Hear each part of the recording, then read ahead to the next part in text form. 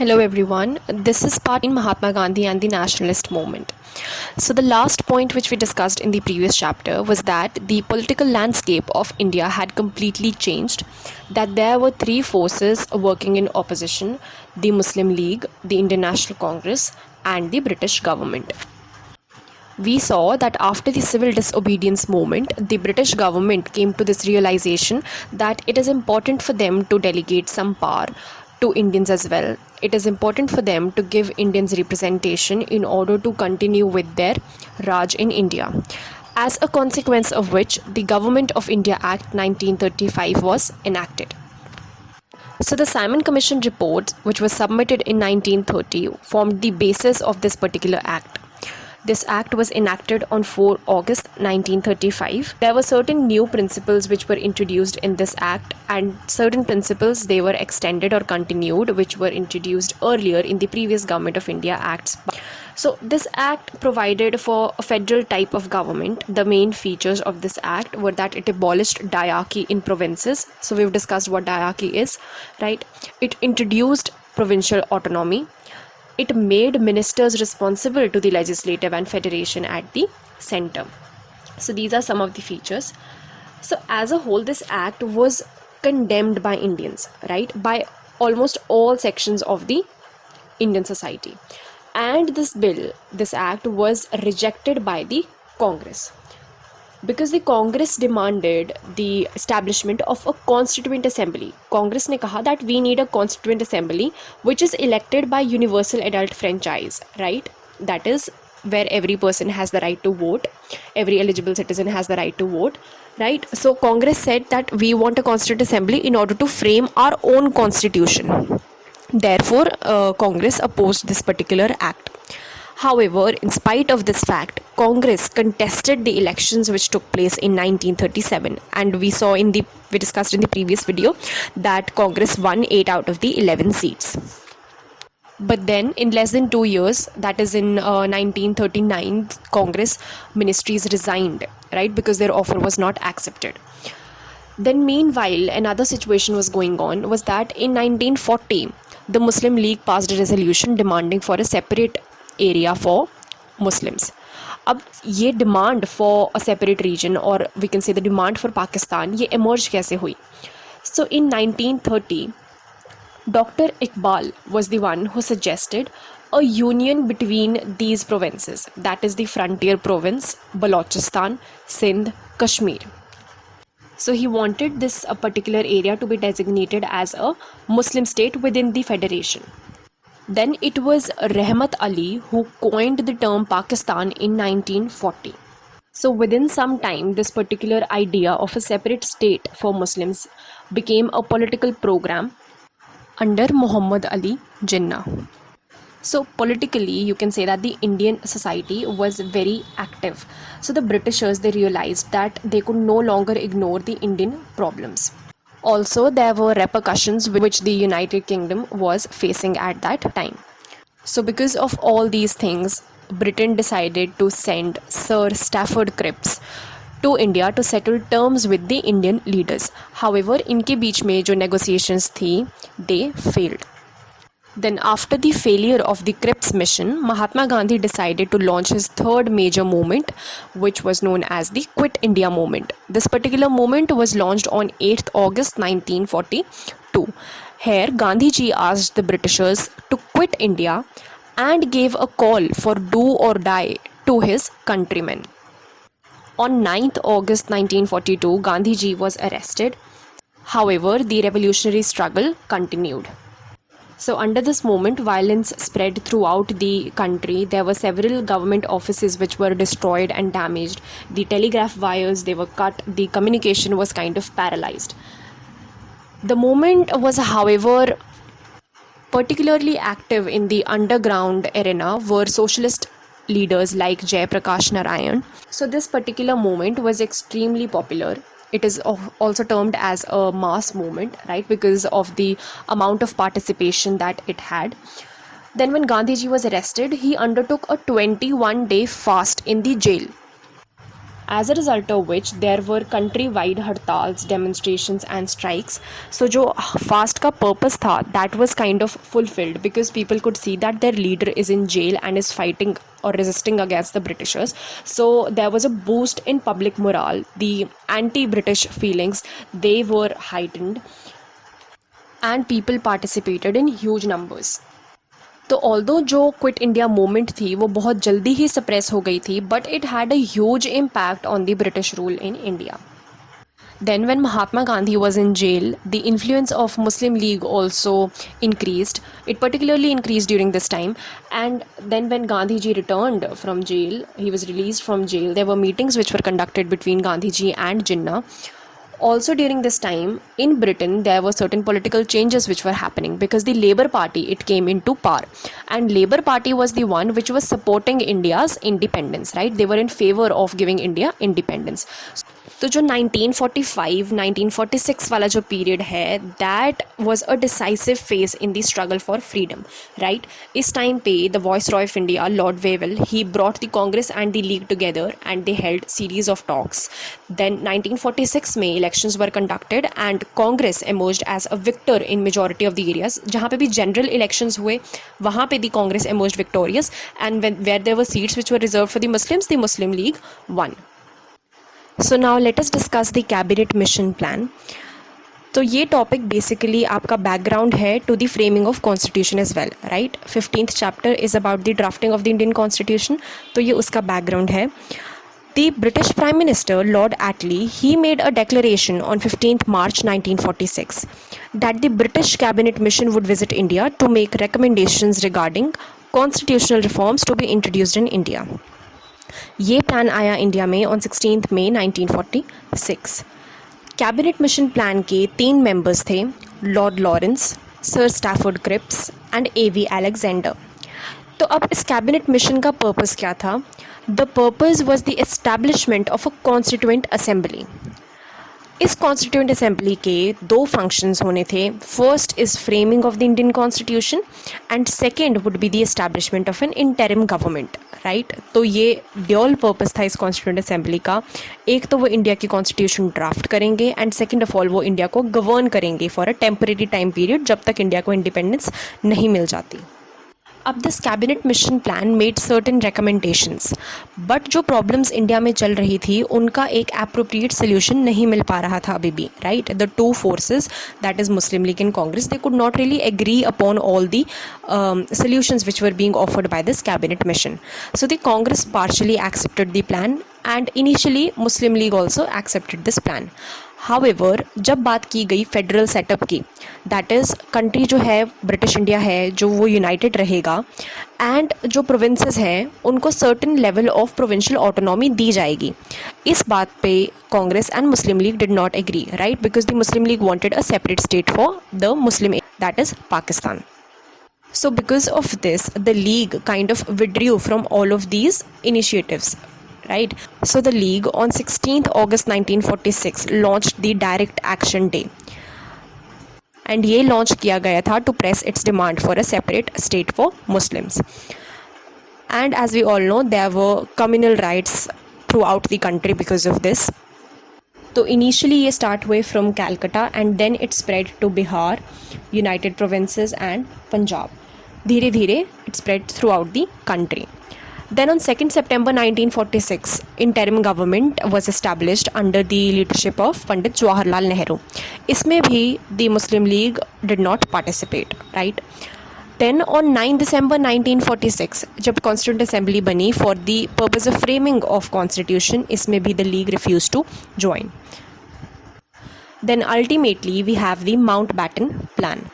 अब Lord Wavell को replace किया लॉर्ड माउंट बैटन ने, right? He became the new viceroy of India. He was also the last viceroy of India, right? तो Lord Mountbatten ने एक formula devise किया that was to divide India but to retain maximum unity. So in order to bring an end to this political and constitutional deadlock that had been created between Congress and Muslim League, Mountbatten thought that this would be the most suitable solution. So, according to this, the country was partitioned. Even provinces like Punjab and Bengal were partitioned in order to meet both the demands of the Congress and the League. So the demand of the Muslim League was that Pakistan should be created, तो वो accept कर ली गई. Similarly, the demand of Congress was on ensuring the unity of the country. So it was decided to make the Pakistani territory as small as possible. So Lord Mountbatten laid down detailed principles for the partition of the country. Ultimately, these guidelines they were accepted by both the Congress and the League, and it was decided that 15th August 1947 would be the Independence Day. Finally, Indian Independence Act of 1947 was enacted. तो एक bill बनाया गया जिसमें वो सारी provisions लिखी गई of the Mountbatten plan, right, and then this bill was passed and it became an act. So this Indian Independence Act made India and Pakistan as independent dominions.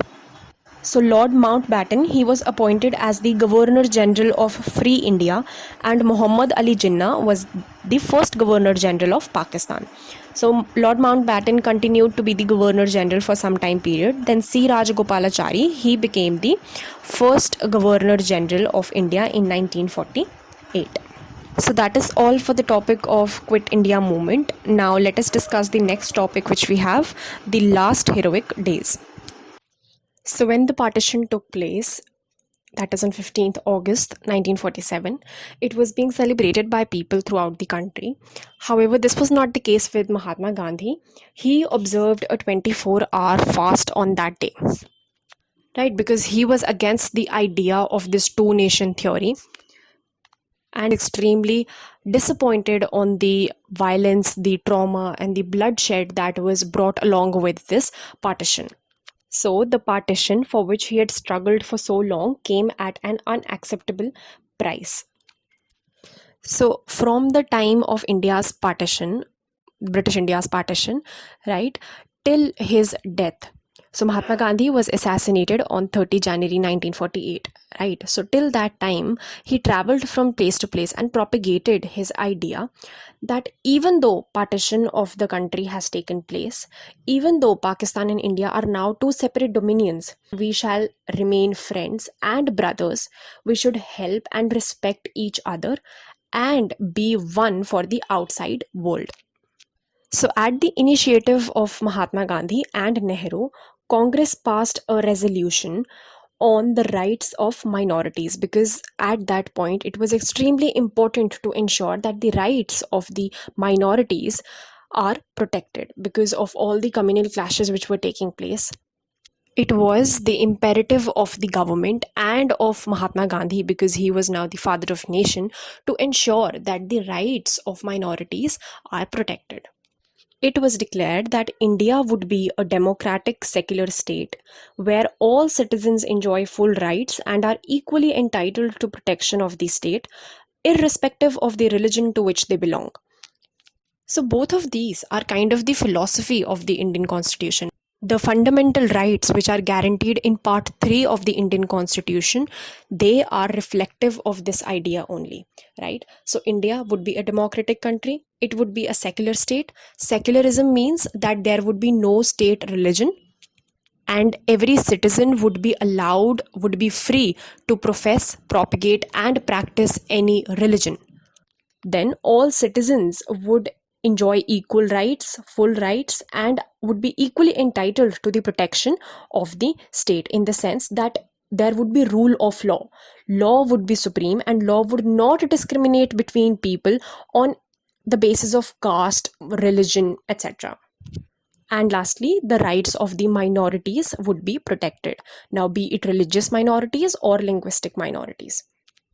So we can say that after independence, India resolved to be a sovereign, socialist, secular, democratic republic. And we till date abide by these principles because these are the philosophy of our constitution and the preamble. Then coming on to the last topic, knowing Gandhi. What are the different sources through which we get to know about the political career of Mahatma Gandhi or the history of the Indian nationalist movement? So the first source which we have is the writings and the speeches. So through speeches and writings, we get to know about the ideals and the aspiration of the individuals. Then there are letters, specifically private letters. They give us glimpses of the private thought of the individual. We also get to see various emotions which are expressed by the individual in that particular letter. So, in the case of Mahatma Gandhi, we have sources through which we get to know about his public voice as well as private life, right? However, this distinction between the public and the private life kind of gets blurred in the sense that sometimes these private letters are also written with the intention that someday or the other these are going to get published. So that way a person is kind of prevented from expressing their opinions freely, even in the personal letters. Then in the case of Mahatma Gandhi, he used to write a journal called the Harijan, through which we get to know about his ideas. Then Jawaharlal Nehru, he published the letters which were written by Mahatma Gandhi to him in the book titled A Bunch of Old Letters. Then the second source which we have is autobiographies. So biographies are written by other individuals and autobiographies are written by the person himself. So autobiographies provide a great deal of information about the individuals. They kind of frame a picture of the individual because they are retrospective accounts which are written by that person. However, again, there are certain limitations of these autobiographies as well because the person himself is writing about him. So there would be a particular kind of image that the person might be wanting to project of himself, right? So that way, autobiographies are lacking impartiality, we can say. Also, you need to interpret things which are written in the autobiographies because a person may write about incidents which he considers importance. He may not deliberately talk about certain aspects, and then you need to interpret as to why he was silent about a particular issue, as to why he placed certain emphasis or more emphasis on a particular topic. Nevertheless, autobiographies are a rich source of knowledge. Then the next source which we have is the government records. Now, these include the reports by police, the reports by commissions, or even letters, official letters. Then there are certain limitations of this particular source as well because this is reflective of the perspective of the government, right? We have one example in the book, which is the fortnightly reports, which were prepared by the Home Department specifically during the civil disobedience movement. So the government was not really willing to accept the fact that Mahatma Gandhi's actions have mobilized people. So the way government records have their own limitations because we know in reality what kind of impact the civil disobedience movement created. Then another source which we have is newspapers. They are a very important source.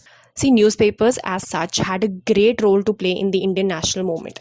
So we have newspapers in both the Indian vernacular languages as well as in the English language.